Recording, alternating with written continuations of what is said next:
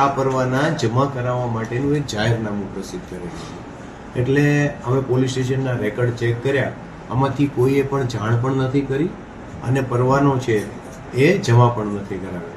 એટલે હાલ આ તમામ જે ઇસમો છે એમની વિરુદ્ધ આર્મ્સ એક્ટની સેક્શન 30 મુજબ ગુનો દાખલ કરવામાં આવ્યો છે અને જાહેરનામા ભંગની પણ સેક્શન એડ કરવામાં આવ્યું છે।